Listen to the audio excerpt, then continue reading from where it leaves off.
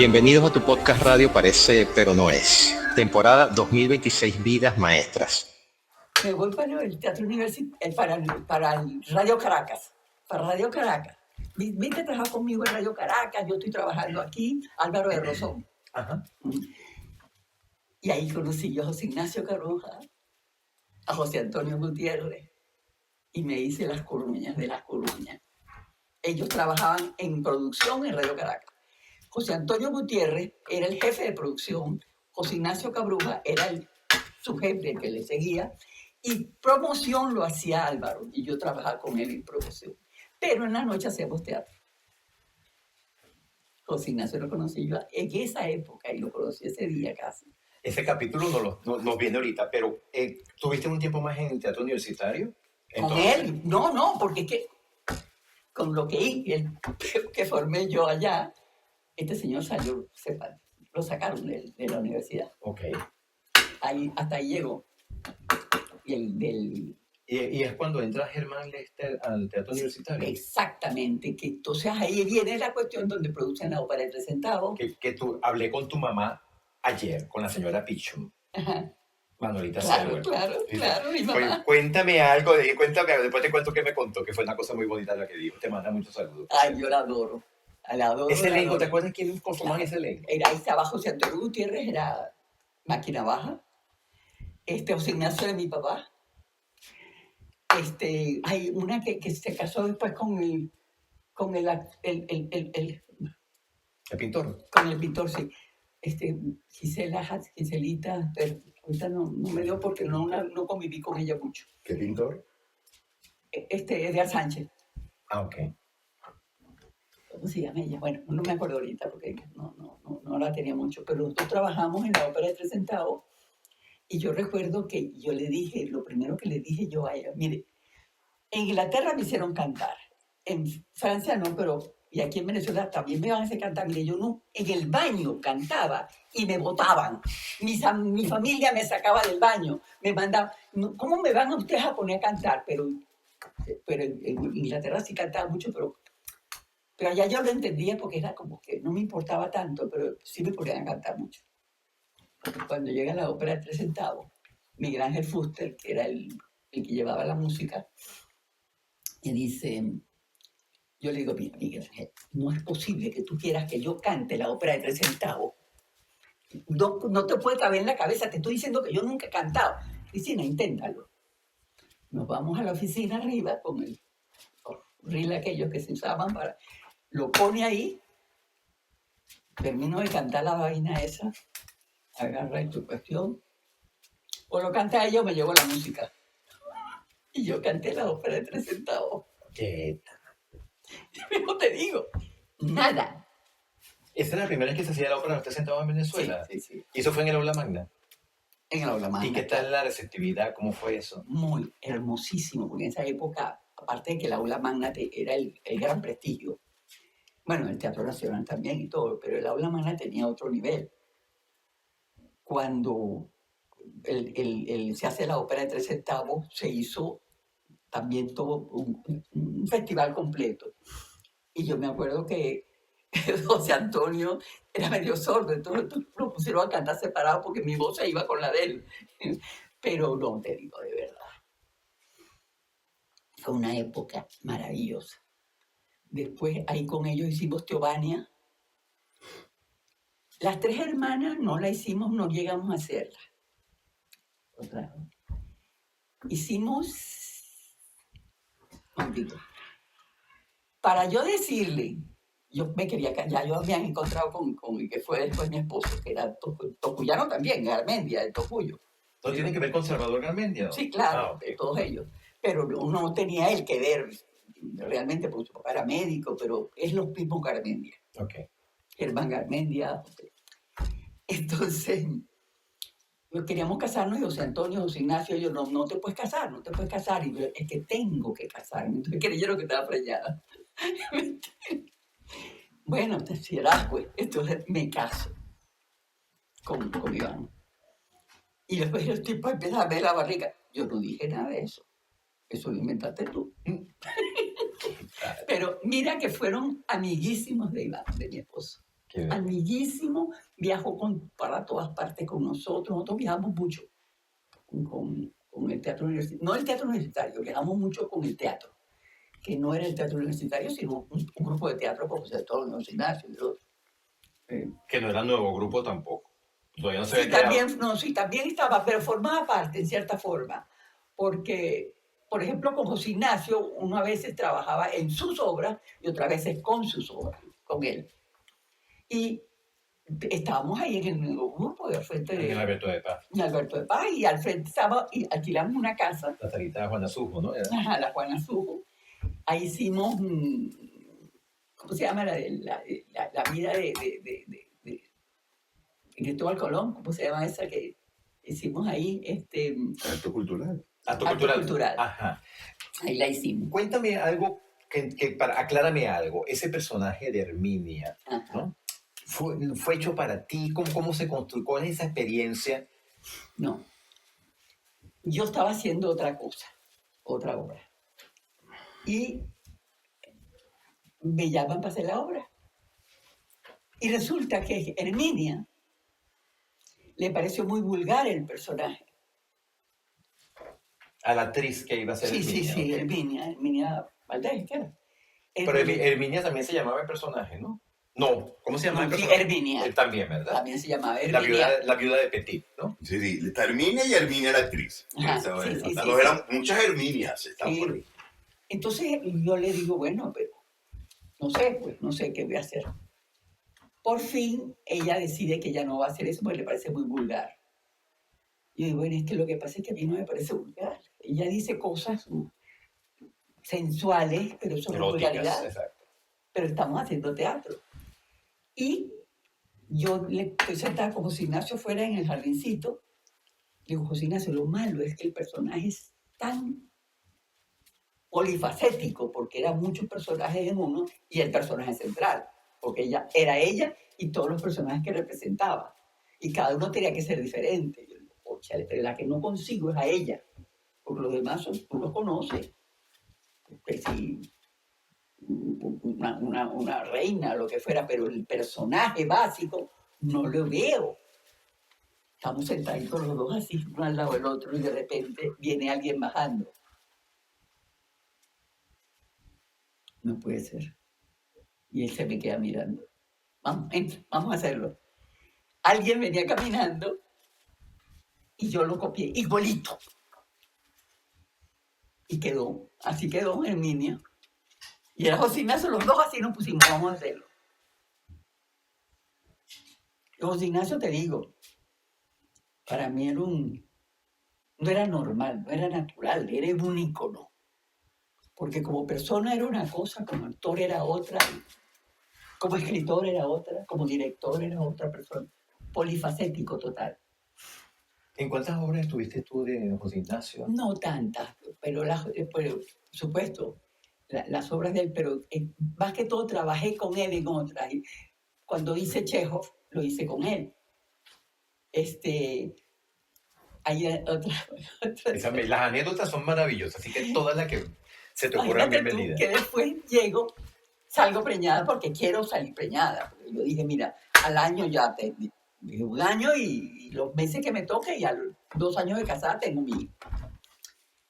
Estoy preñada, entonces esa fue la etapa más terrible, porque íbamos a ser las 3 hermanas de Chekhov. Y estaban esperándome a que yo pariera, pues, más nada. Tú pares y se acabó, pues, ya arrancamos. El día, a los 2 días de yo dar a luz al día, no me acuerdo así muy se mata José Antonio Gutiérrez en un accidente. Yo quedé destruida. Ese era mi próximo, él era el que iba a trabajar con nosotros. Yo me volví, pero nada. Y entonces estoy yo vuelta a picadillo porque todos estábamos destruidos, todos.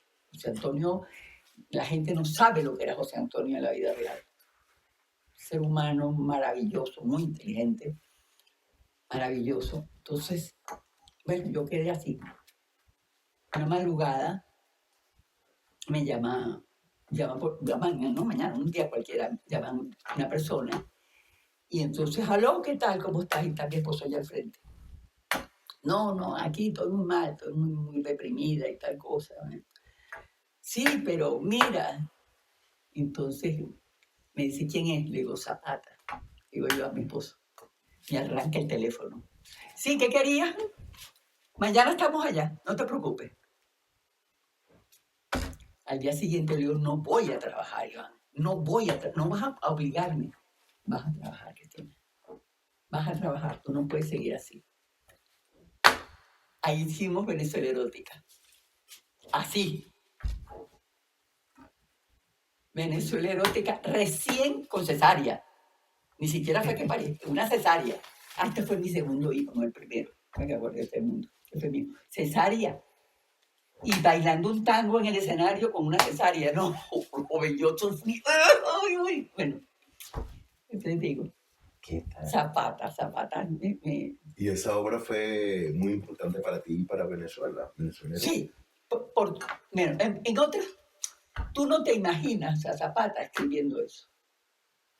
A lo profundo que puede llegar dentro del humor un escritor como él. Él daba todos los días su primera charla, su presentación, con unos blue jeans y un ¿cómo se llama lo que se ponían? Esos así que se cerraba aquí hasta el cuello. Un cuello de tortuga. No, pero de época. No tiene un nombre porque no me acuerdo. Una gorguera. La gorguera, la que era así. Sí. Entonces, bueno, yo lo hice la obra de 3 centavos con él. Así fue mi primer estreno después de la muerte de José Antonio, porque mi hijo se enfermó. La Venezuela Erótica. Erótica. Erótica, sí. Ahí estaba, bueno, había un elenco, pero Simón Díaz hacía de la Deco y yo hacía la Comellana. Él hacía Cristóbal Colón, yo hacía la Reina Isabel. Simón trabajaba ahí. ¿Quién dirigía eso? Herman, creo que era. No me acuerdo, pero yo creo ¿Y en que qué teatro lo hicieron? en el Ateneo. Ah. En el Ateneo. Pero te digo, fue una cosa maravillosa. Una pregunta.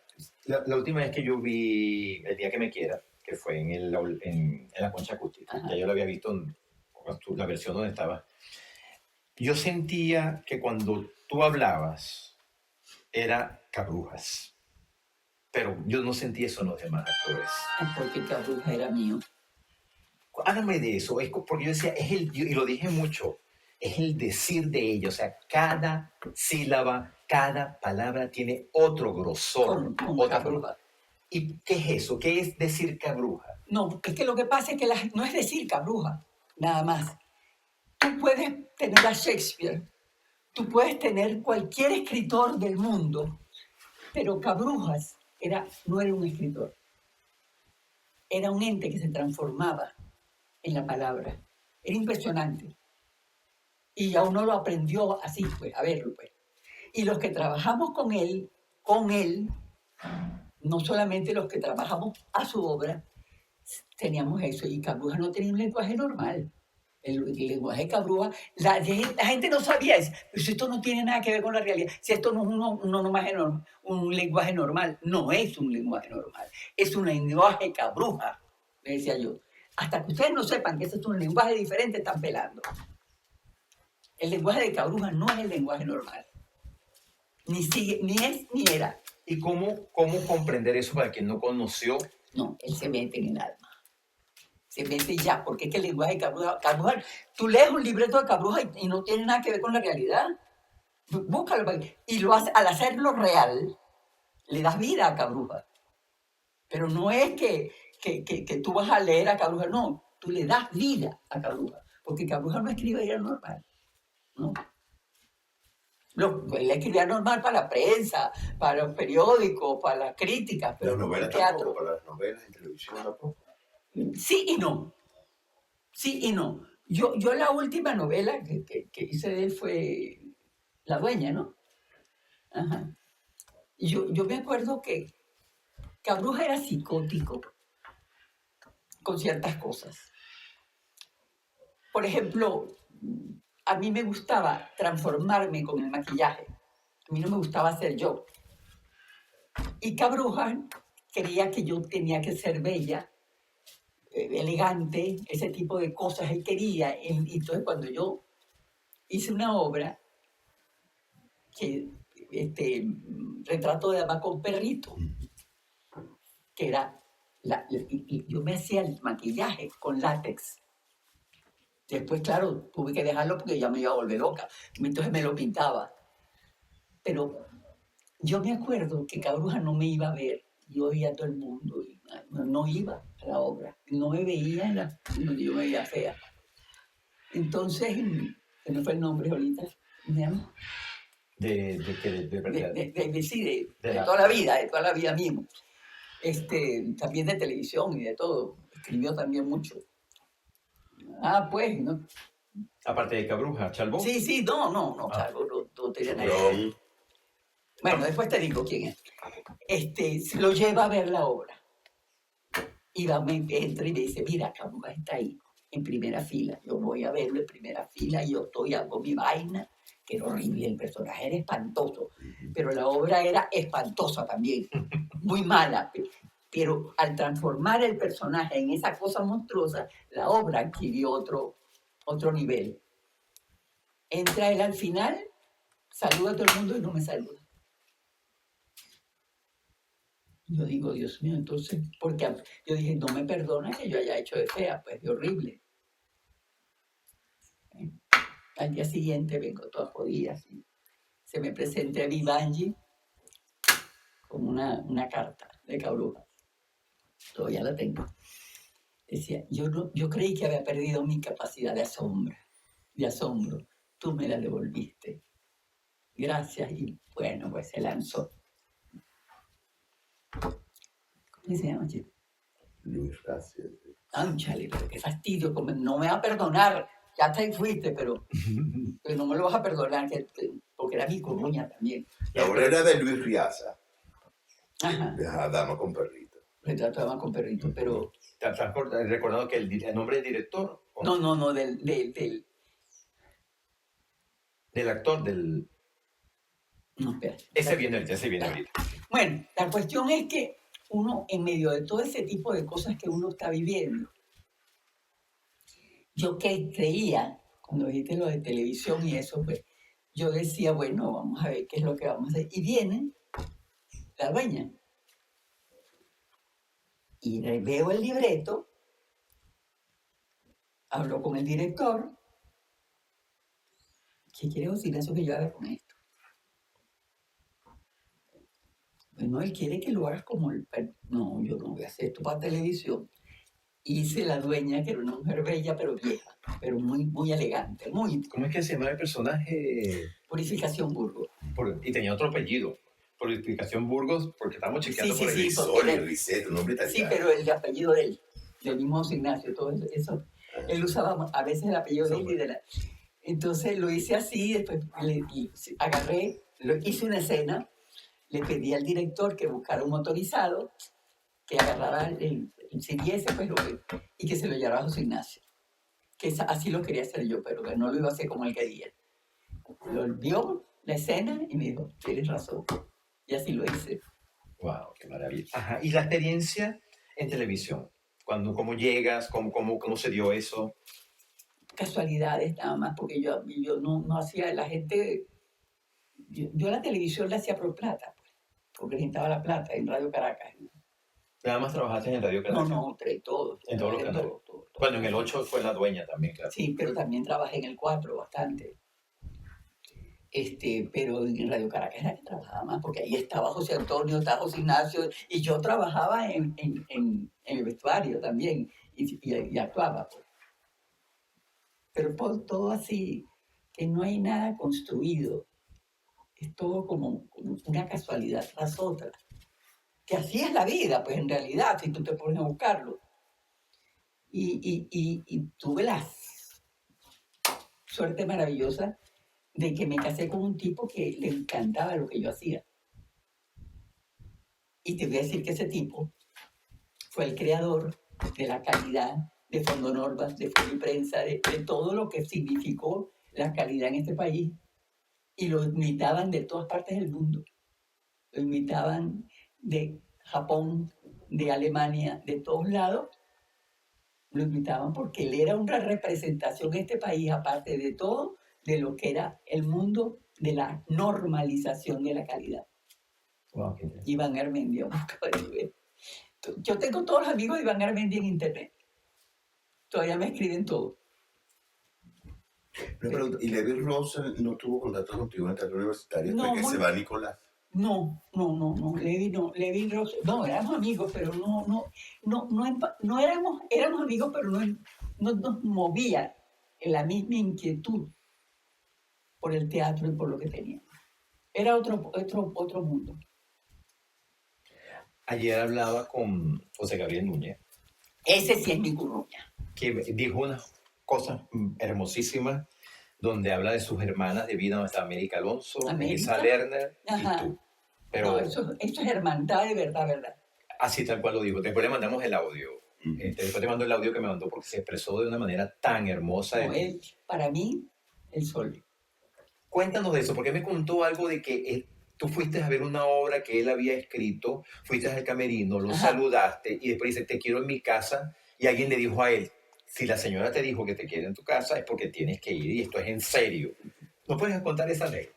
Mira, yo andaba buscando, bueno, vamos más para atrás porque es una anécdota familiar, en el sentido de que yo le decía a Iván que yo necesitaba tener un caballito de batalla, una cosa que me moviera y que fuera mío, que no tuviera que pelear con nadie. En ese momento estaba un poco alejada porque la gente estaba toda trabajando y yo no quería en ese momento. Ya yo tenía mis 2 hijos grandecitos, ya 8, 10 años. Y entonces le digo yo, algo mío que yo pueda usar. Venimos en la autopista, rumbo a Barquisimeto, y pasan unos malandros al lado, pero por el lado de la derecha, y los tipos, ¿para qué Tina me quiere gobernar? Y me dice mi hijo, ese es el nombre de la próxima obra tuya. Eso es lo que tenemos que hacer. Eso es. Agarramos.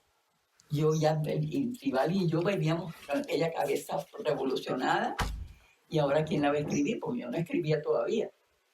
Entonces me dicen, vamos a buscar quién. Y empezamos a buscar en el teatro quién está. Y estaba una obra, un monólogo, y la escribió José Gabriel. Entonces ahí viene el cuento ese. Y ya yo le dije, bueno, y entonces los traje para acá y le dije, bueno, quiero esto, para mí son varios monólogos, digo yo. Yo más o menos le di lo que quería hacer yo, pues, pero él tenía que escribirlo. Pues. Y así se hizo. Y como Nequesina me quiere gobernar, yo me recorrí. ¡Uf! Yo me acuerdo, yo creo que eso se presentó en el Teatro Cadafe. ¿Se iba a presentar en el También. Teatro? Yo creo que la vi en el Cadafe. Y en Venezuela en todos lados, en Guayana, en todos lados. ¿Quién dirigió esa obra? Yo. Ah, ¿le dijiste tú misma? Sí. Wow. En mi cuarto había un techo raro, yo ponía el televisor ahí, y mi esposo me grababa y yo me corregía. Pero el director real que aparece es Armando Botas, pero nunca estuvo aquí porque estaba en Estados Unidos. Nunca estuvo. Y llegó 15 días antes del estreno. Llegó Lerón, está loco. Y yo lo dirigí todo. Así, me grababa mi esposo y yo me veía. ¿Y cuáles eran los pequeños monólogos? Mira, eran 4 monólogos, y muy largos relativamente. Y todos tenían que ver con la mujer, la que fuera, y un poco el poder. El primer personaje era una tipa soltera, madre soltera, que va con una mecedora y va contando cómo fue que ella destruyó su vida, que nadie la quería, que todo el mundo la detestaba porque era una madre soltera, y va, hasta el final que ella dice, bueno, esta es mi vida y a mí me respeta como sea. La segunda es una gobernadora, pero mandona como ella sola, la gobernadora. Me gustó mucho como. La tercera era la gobernadora, y la tercera era la política, pero había otra. Y la última, que era la maravilla, era la rumbera. La rumbera, bailando rumba en aquel escenario como loca, meneando ese esqueleto.